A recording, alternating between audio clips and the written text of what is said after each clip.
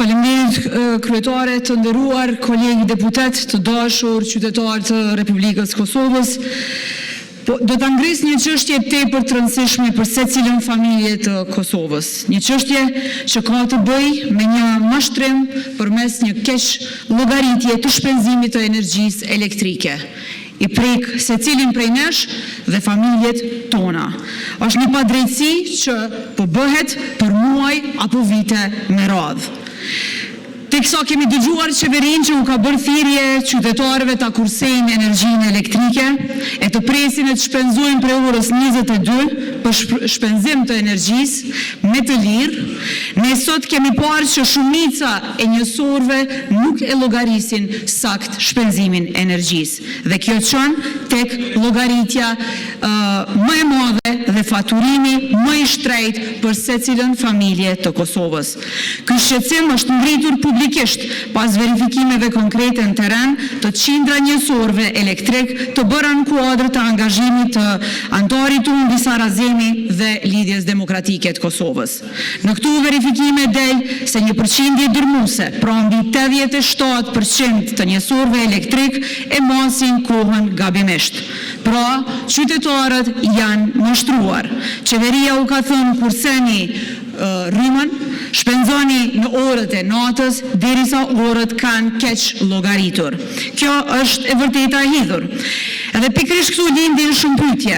Si është e mundur që një problem i tillë të jetë kaq i përhapur dhe Ministria e Industrisë të mos ketë vepruar me kohë? Si është e mundur që qytetarët të kenë paguar për muaj të tërë, e ndoshta edhe për vite, fatura të padrejta me keq llogaritje? Edhe Ministria dhe institucionet e tjera nuk janë thirrur për përgjegjësi. Edhe ky fenomen nuk është i izoluar, por është i përhapur masivisht te çdo familje. Përgjegjësia në këtë rast është e qartë edhe nuk mund të shmanget. Ministria e Industrisë, KEDSI, ZRE, KESCO mbajnë përgjegjësi për mosveprim edhe për dështim për të garantuar mbrojtjen e qytetarëve në çdo çështje që prek drejt për drejt faturimin e energjisë elektrike. Nëse për muaj, e ndoshta edhe për vite qytetarët janë dëmtuar nga ky sistem i padrejtë faturimi, atëherë Ministria e Industrisë nuk mund të sillet si spektatore, ka obligime të reagojë dhe të mbikëqyr gjithë këtë dhe të jep llogari. Dëmi nuk është individual, ai prek çdo familje. Vetë ZRE-ja ka pas marrë vendim dhe ka definuar që orët ku llogaritet energjia elektrike me të lirë, verës janë ora 11 e dimrit në ora 10. Por ajo që shohim është krejt tjetër, llogaritja është totalisht anarkike në njësor. Në të njëjtën kohë është e papranueshme që diskutohet për rritje çmimesh të energjisë në një situatë kur vetë sistemi zyrtar i faturimit është vënë në pikpyetje.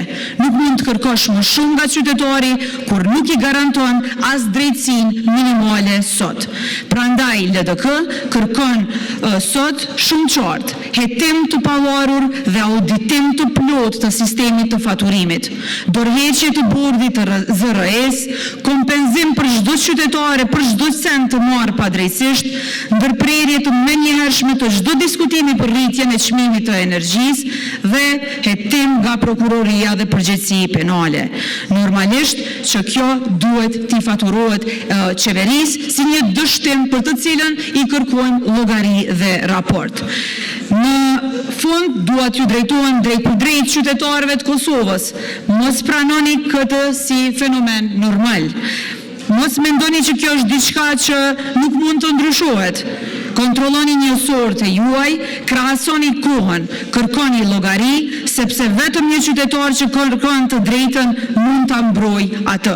Shteti matet edhe në mënyrën se si i trajton qytetarët e vet, posaçërisht. Edhe sot, fatkeqësisht, qytetari i Kosovës nuk është duke u trajtuar me drejtësi. Kjo duhet të ndryshojë menjëherë. Ju falenderit.